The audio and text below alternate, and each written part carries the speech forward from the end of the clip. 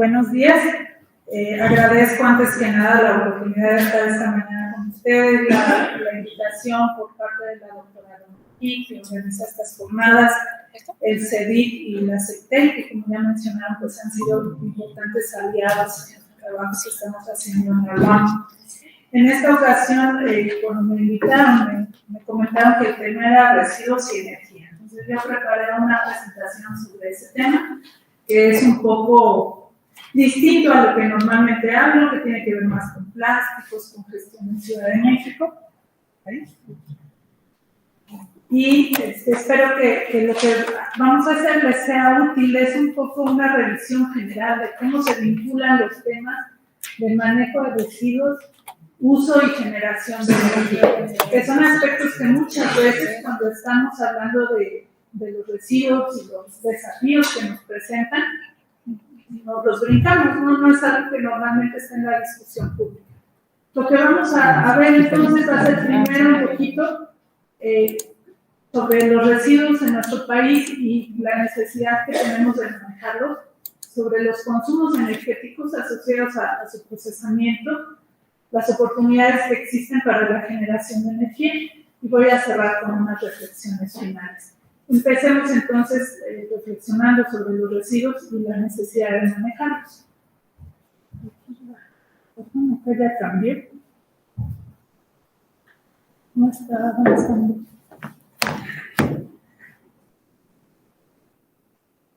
Perdón, no se está proyectando la diapositiva de forma. Vamos a esperar un momento para resolver estos problemas, ¿sí? Bueno, podemos seguir empezando. Creo que es de acción retardada. Sí, y además algunas imágenes se ven. Esa imagen que parece ahí de jacarandas en realidad era de residuos. Bueno, en México la generación de residuos es uno de los desafíos importantes en temas ambientales que tenemos que enfrentar. Estamos generando a nivel nacional aproximadamente 120,000 toneladas por día, lo que equivale casi a 1 kilogramo por día por habitante.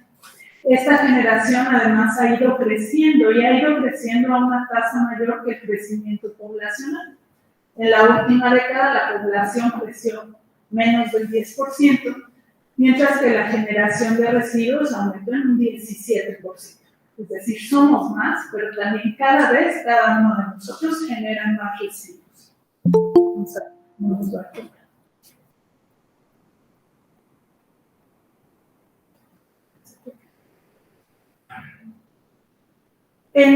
Los residuos en nuestro país pues tienen una composición típica de países que enfrentan situaciones de desarrollo similares a las de México. Tenemos que la mayor proporción está compuesta por residuos orgánicos que van a constituir alrededor del 40% de todos los residuos. Esta proporción va a variar de forma importante dependiendo de dónde estemos. En los entornos rurales tiende a ser más alta, mientras que en zonas altamente urbanizadas como la Ciudad de México estaremos más cerca del 30%. A esta le sigue una fracción inorgánica que tiene mucha relevancia en los últimos años, que son los residuos plásticos, y tenemos algunos otros residuos inorgánicos como el vidrio, el papel y el cartón.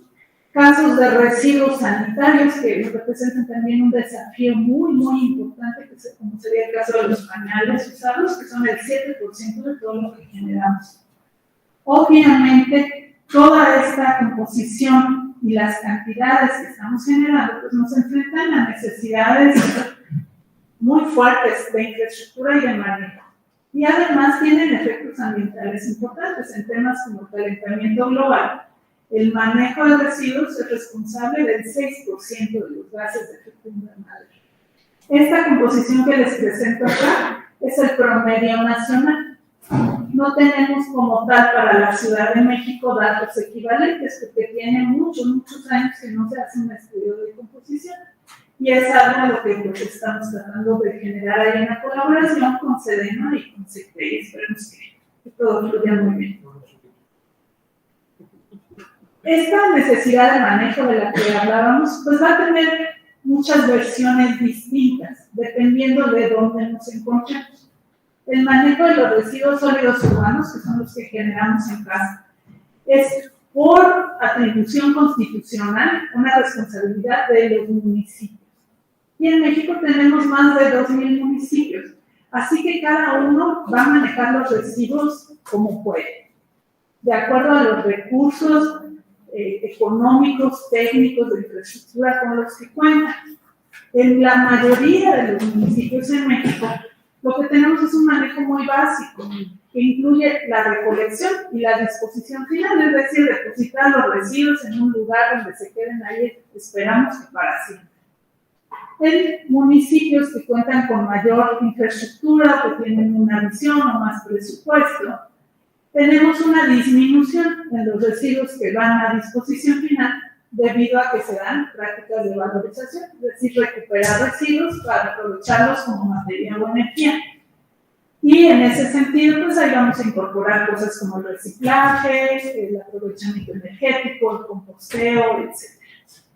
Tenemos entonces estas dos realidades extremas, muy simplificadas aquí en la figura, pero cuando queremos analizar realmente cuál es el impacto de todo este proceso, porque aunque el manejo de residuos busca disminuir el impacto, las acciones que tenemos que desarrollar para manejar los residuos impactan en sí mismas.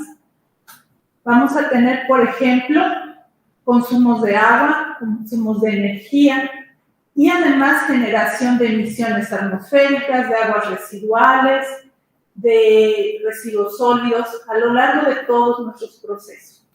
Cuando analizamos una etapa de la gestión de residuos, tenemos que analizar no solo su eficiencia en términos de cuánto disminuyen o se aprovechan los residuos, sino qué tanto está contaminando, qué tantos recursos está utilizando. En lo que respecta específicamente a la energía, pues vamos a tener consumos muy importantes en términos energéticos, en el barrido y la recolección, en la disposición final y en los procesos de valorización en sí mismos. El reciclaje consume energía, el composteo consume energía. Y vamos a tener también la posibilidad de obtener energía a través de los procesos de valorización. Entonces, si queremos hacer un balance energético del manejo de residuos, tenemos que ser capaces de cuantificar todas estas entradas de energía y las salidas o la ganancia que estamos obteniendo. Ahora, ¿cuáles son los consumos energéticos? Tenemos, en el caso de la Ciudad de México, no es un caso típico en el país, pero la Ciudad de México sí cuenta con eso, tenemos consumos energéticos asociados con el barrido mecánico, de vías primarias, por ejemplo. De acuerdo a los datos del inventario de residuos de la ciudad, las 70 barredoras con que cuenta la ciudad recorren más o menos 22 kilómetros por día. Estas barredoras funcionan con base en diésel y algunas son de los 70, aunque sí también tenemos algunas más nuevas. La antigüedad del parque vehicular, la falta de mantenimiento, porque una de cada 7 no funciona, pues nos hace pensar que no son muy eficientes. Sin embargo, por supuesto, son eficientes en recoger residuos, más que el barrido manual. En México, los barrenderos manuales que están en la ciudad en específico, en realidad no solo barren, también hacen servicio de recolección, ¿no? De hecho, podemos ver ahí en la imagen que ese es un barrendero que es el más popular en TikTok, que las cosas que trae ahí en sus botes, pues no son cosas que barrió en la calle, probablemente son cosas que recogió en pequeños negocios o en domicilios. ¿Qué es mejor en términos energéticos? Bueno, por supuesto, los barrenderos no consumen directamente combustible. Sin embargo, tendríamos que tomar otras consideraciones, como cuánto se está invirtiendo económicamente en el proceso y qué tan eficientes son realmente para limpiar las calles. No es una decisión simple. Hay muchos factores que tienen que considerarse si queremos ver cuál es la solución más apropiada y probablemente sea una combinación de ambas. Habrá escenarios, habrá lugares donde nos conviene hacer el proceso automático y en otros será manual.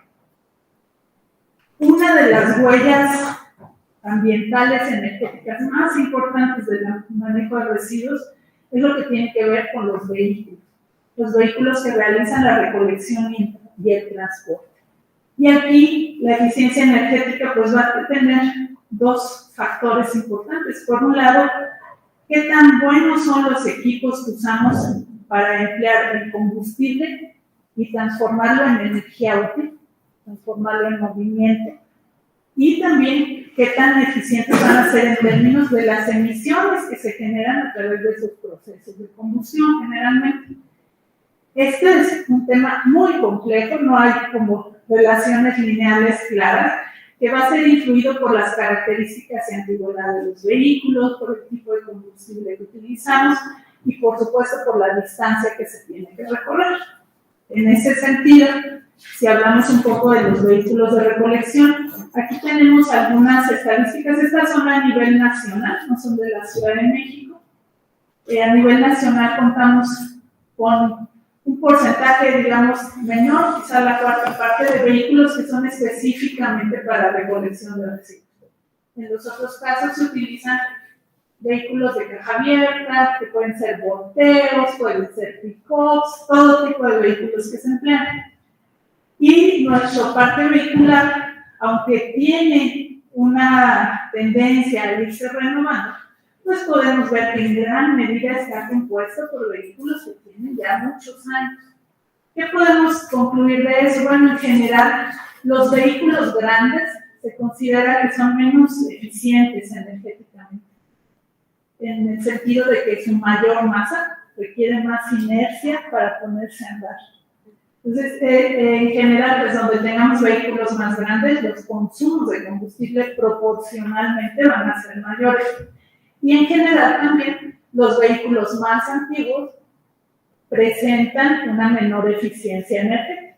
Esto así en términos muy generales, va a depender del nivel de mantenimiento que le demos, el tipo de combustible, de muchas otras cosas, pero estas serían una especie de reglas generales.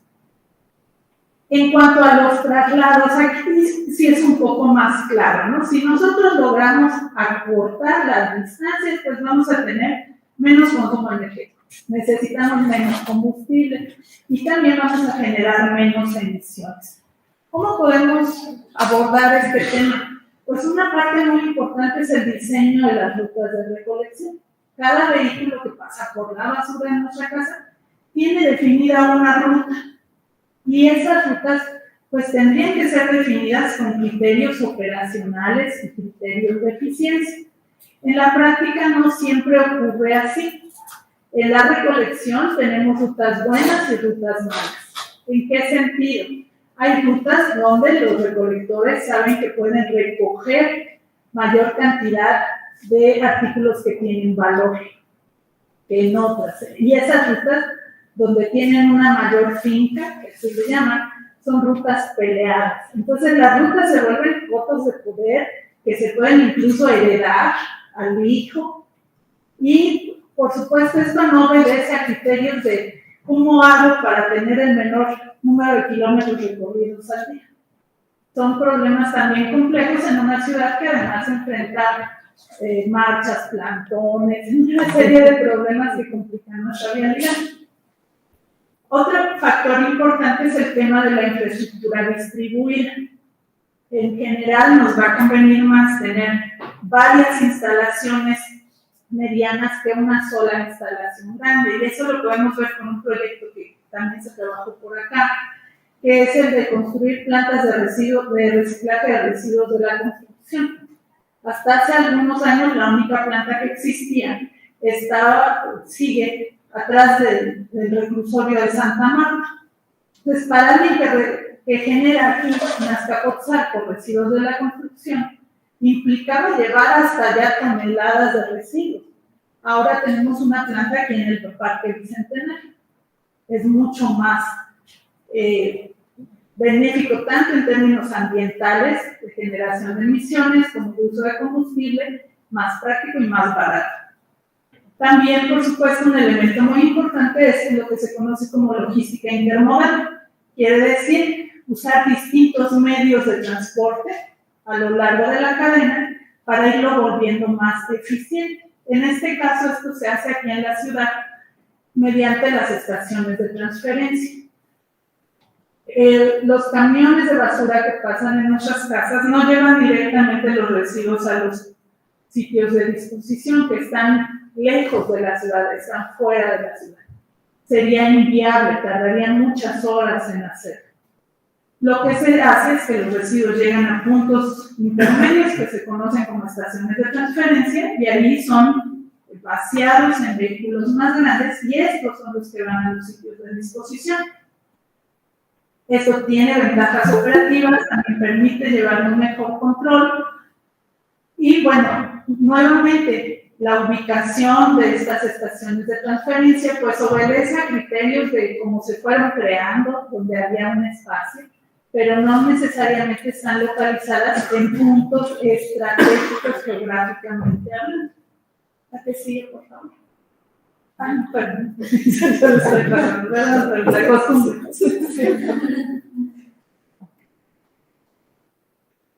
El tema de los combustibles, pues también es un tema bastante complejo, ¿no? La mayoría de los vehículos con los que funcionan nuestros combustibles, esperemos que pronto se cambie, funcionan a diésel. Como son vehículos grandes, funcionan con diésel, que se considera intermedio en términos de eficiencia energética entre la gasolina y el gas natural. Tenemos también ya algunos vehículos eléctricos y aquí sí nos tendríamos que preguntar si son mejores o peores que nuestros vehículos de combustión. No es una respuesta directa. Creo que a lo mejor, así a primera vista nos diría, pues si es eléctrico es mejor. No, depende de cómo estamos produciendo esa electricidad. Entonces aquí, no siempre tener un vehículo eléctrico quiere decir que estamos generando menos emisiones. A lo mejor cuando el carro funciona, pues sí, no se genera. Pero la electricidad quizás se generó quemando carbón.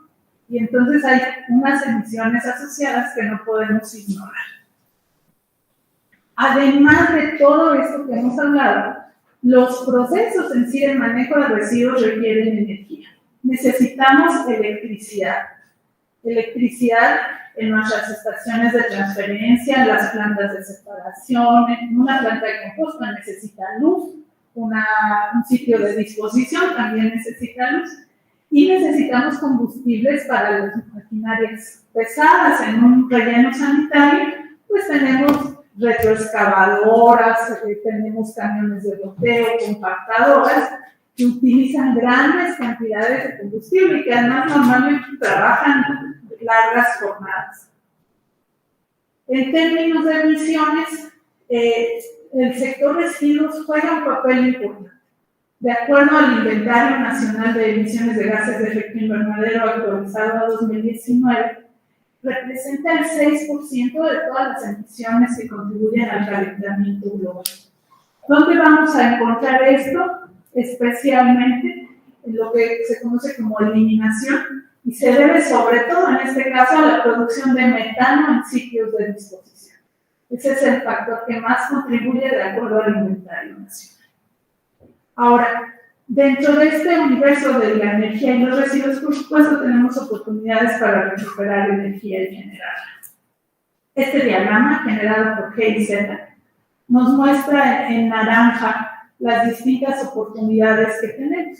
Podemos recuperar gas en los rellenos sanitarios, podemos utilizar los residuos como combustible en procesos de incineración, waste to energy, o lo que se conoce como procesamiento, o podemos obtener energía de fracciones específicas de residuos a través de procesos como la pirólisis, la gasificación o la digestión anaerobia, en la que acá el doctor Poli es un gran experto.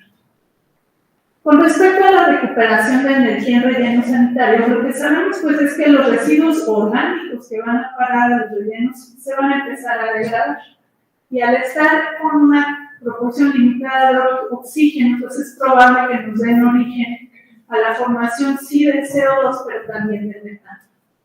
Debemos, sin embargo, ser cuidadosos con respecto a la posibilidad de usar este metano, porque no es algo que sea ni directo ni posible en todos los casos. Un ejemplo es nuestro relleno de Bordo Poniente, donde desde hace años se habla de que se va a aprovechar el metano y es algo que no se ha logrado, que al parecer no es viable.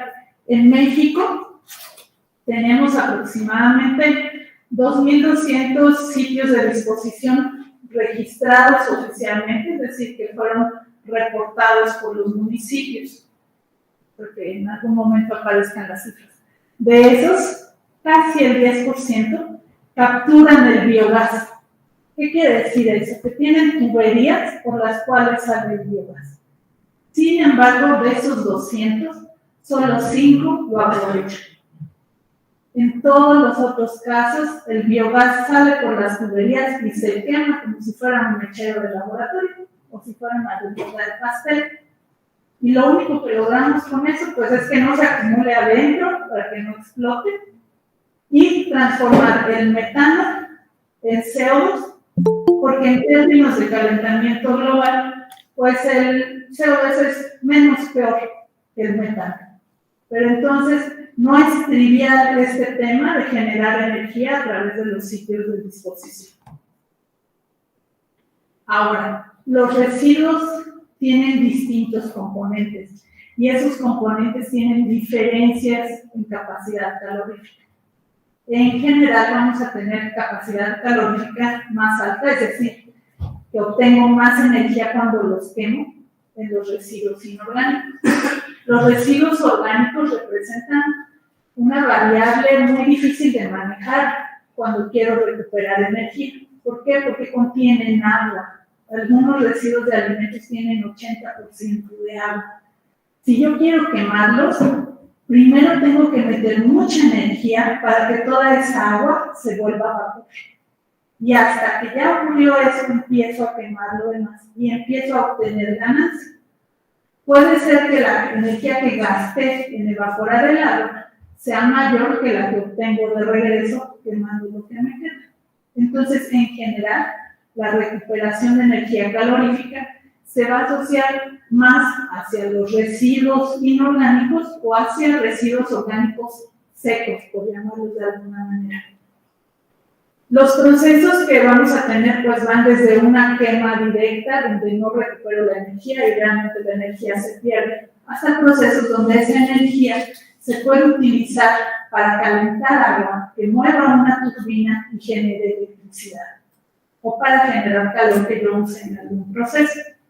En algunos casos lo que se hace, si yo quiero que esto sea más eficiente, es separar dentro de todos los residuos los que tienen mayor capacidad calorífica, como los plásticos, por ejemplo, plásticos como el polietileno, o el papel, o el cartón, y utilizar eso como combustible alterno.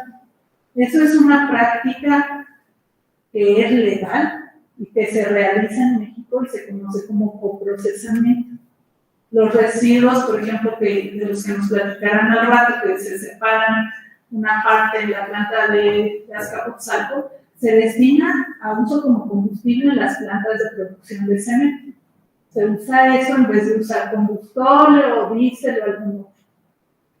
Ahora, para que esto funcione, el waste to energy o el procesamiento, para que sea viable en términos económicos, necesito separar los residuos. Si yo quiero incinerar todo junto o quiero procesar todo junto, mi beneficio energético va a ser mínimo, no me va a convenir. Tienen que estar separadas las cosas que se queman bien de las que no se queman bien. En esa tabla hay algo que quiero que noten. Los plásticos mezclados, el PVC, tienen poder calorífico similar. Sin embargo, hay una diferencia muy importante en términos ambientales. El PVC que nosotros tenemos en mente normalmente son las tuberías blancas, ¿no? Bueno, el PVC se usa en miles de cosas más. Un plástico súper versátil que está presente en nuestras cortinas de baño, en el doble cristal, en los juguetes, en las tarjetas de crédito, en las bolsas de suero que nos ponen en los hospitales. Pero el PVC tiene cloro en su composición. Si yo lo someto a un proceso de incineración que no esté muy bien controlado, voy a tener un riesgo de emisión de compuestos tóxicos muy alto. Pueden ser cosas como el ácido clorhídrico, las dioxinas y los furanos. Entonces, en temas de recuperación de energía, es muy importante también atender esa parte. se tiene que hacer de forma segura. Volviendo un poco a lo que hablábamos de que para que esto funcione tiene que haber separación, pues tendría yo que hacer un balance energético, ¿no? Esta es la planta de Azcapotzalco. En la planta de Azcapotzalco llegan residuos mezclados. Aunque haya separación, en realidad siguen llegando residuos revueltos. Y entonces se tiene que separar a través de procesos automáticos, como los que vemos hacia el lado derecho, y procesos manuales. Todo esto me consume energía. Es más la energía que obtengo en los hornos de cemento que la que consumo acá, no lo sabemos. ¿Por qué? Porque eso lo manejan dos actores distintos. El rendimiento del combustible en la planta de cemento lo saben las cementeras. Para ellos tiene sentido. El consumo acá, pues es algo que paga la ciudad, el consumo energético. Y no necesariamente se ha hecho el balance para saber si globalmente funciona. Obviamente no es el único factor que nos debería importar acerca de esa planta, nos tienen que importar factores económicos, otros aspectos ambientales como la cantidad de residuos que no están yendo a parar los rellenos, etc. Pero sí es algo que hay que considerar. Ahora, para los residuos orgánicos también tenemos alternativas. Y la más importante probablemente sea la digestión anaerobia, que tenemos otras tecnologías como la fermentación oscura. Y en la digestión anaerobia yo tengo que tomar los residuos orgánicos y dejar que reaccionen con microorganismos en un ambiente donde no hay oxígeno. El resultado va a ser la producción de gases que van a incluir altas proporciones de metano y que nuevamente puedo usar como combustible. Los rendimientos de metano de los distintos tipos de residuos pues van a variar, pero nuevamente voy a necesitar que los residuos estén separados. Si yo aquí meto una mezcla de residuos sólidos urbanos que incluya plásticos, papeles, metales y orgánicos, el proceso no va a funcionar y no va a tener mucho sentido. Seguramente ustedes también han oído hablar de estas tecnologías en las que se nos dice pues, que convierten bolsas en gasolina y que se pueden obtener combustibles y materias primas a través de pirólisis y gasificación. ¿En qué consiste esto?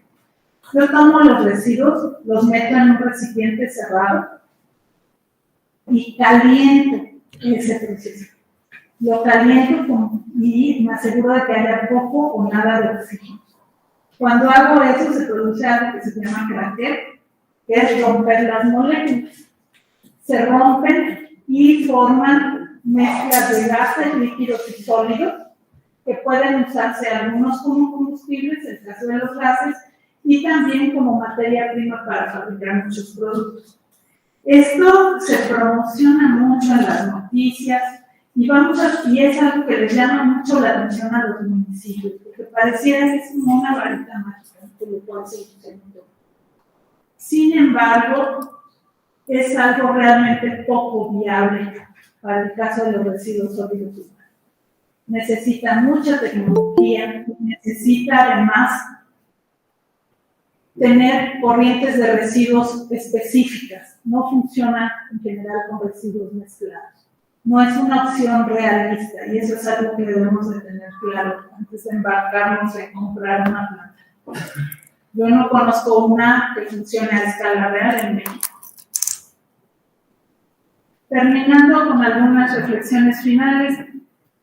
Bueno, por supuesto, si queremos mejorar el balance energético de la gestión de residuos, pues algo que va a ser muy importante es que cuando estemos diseñando procesos o estemos comprando equipos, tomemos en cuenta los criterios de eficiencia energética, que también nos sirven ciertos equipos para usar combustible, cuál va a ser el consumo de electricidad, de dónde la vamos a traer, y debemos pues tratar de tener cierta noción de nuestro balance de energía. No va a ser positivo en general, o sea, el manejo de residuos nos va a consumir más energía que la que va a generar, pero pues mientras más podamos acercarlo a un balance neutral, pues va a ser mejor. tenemos que hacer ese tipo de consideraciones que usualmente no se hacen. ¿Se acuerdan de esta pirámide de jerarquía de gestión de residuos? Siempre nos dicen eso, ¿no? El mejor residuo es el que no se genera. Nuestras estrategias tendrían que ir hacia la reducción. Bueno, pues también en temas energéticos, los residuos que nos van a consumir cero energía son los que no generamos. Pues la reducción va a seguir siendo la mejor estrategia, no solo porque genera menos contaminación y consume menos recursos, también consume menos energía. En los últimos años, un tema recurrente cuando hablamos de ambiente, pues es la economía circular, ¿no? Todos, creo que no muchos hemos visto este famoso diagrama de mariposa que nos presenta cómo podemos mantener los recursos dentro de nuestro sistema productivo. En este diagrama, en general, aunque puede haber también sus excepciones, mientras más chiquito es el círculo, es mejor, requiere menos energía. Por ejemplo, un círculo de mantenimiento, pues no requiere que mi producto viaje, se vuelva a moler para volverlo materia prima y se vuelva a tener que manufacturar, como ocurriría con el reciclaje. Entonces, círculos pequeños requieren menos energía que círculos grandes en general. ¿Qué vamos a tener en este caso? Pues que en el caso de los inorgánicos, digamos que son los círculos del lado derecho, pues sigue aplicando perfectamente nuestra jerarquía de manejo de residuos. En el caso de los orgánicos, la digestión anaerobia y el compostaje, que aunque no es en sí generador de energía, sí tiene pues otras ventajas increíbles, tendrían que ser nuestras primeras opciones. ¿Qué debemos tener en cuenta? La economía circular también le apuesta a lo que se conoce como energías limpias, energías renovables.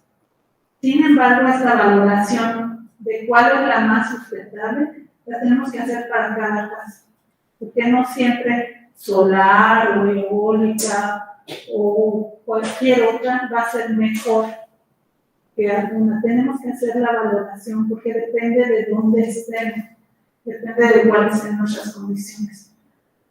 Y hasta abajo, si se fijan, está la recuperación de energía. La recuperación de energía no es una estrategia de circularidad. La recuperación de energía nos saca los materiales del círculo y tendría que ser una alternativa solamente cuando ya agotamos todo lo de arriba. Y aquí viene un problema, porque la recuperación de energía como que le resulta muy atractiva a veces a muchas personas, especialmente a muchos gobiernos en los municipios, que se las venden como que pon una planta de incineración y ya con esto vas a generar electricidad, ya no vas a depender de CFE casi, ya no va a existir la basura, hasta vas a ganar dinero. No es cierto. No es cierto en términos económicos, no siempre es viable en términos técnicos y sobre todo no es mejor en términos ambientales que todas las otras opciones de los dos lados que sí nos permiten mantener los materiales en los círculos de consumo. Y bueno, pues algo especialmente para aquellos que les toca tomar decisiones. Y supongo que aquí esta mañana podrá hablar muy bien de esto. Cuando tomamos decisiones sobre el tema de energía, sobre el tema de impacto, en realidad tenemos que estar malabareando con muchas cosas. Porque nuestras soluciones, por supuesto, tienen que atender al tema energético, pero también a la generación de emisiones, a otros impactos ambientales, a aspectos sociales y aspectos económicos. Pues nuestra decisión tiene que ser holística y tiene que contemplar todo esto. Debemos tener claro que nuestra simple existencia genera impactos y el manejo de residuos genera impactos. Entonces tenemos que valorar con información cuáles son los impactos que preferimos, cuáles son los que nos van a dañar menos, cuáles son menos irreversibles en ocasiones, ¿no? Y con eso tratar de construir soluciones. Con esto termino, les doy muchas gracias por su atención y ahí dejo mi correo por si alguien tiene alguna duda. Gracias.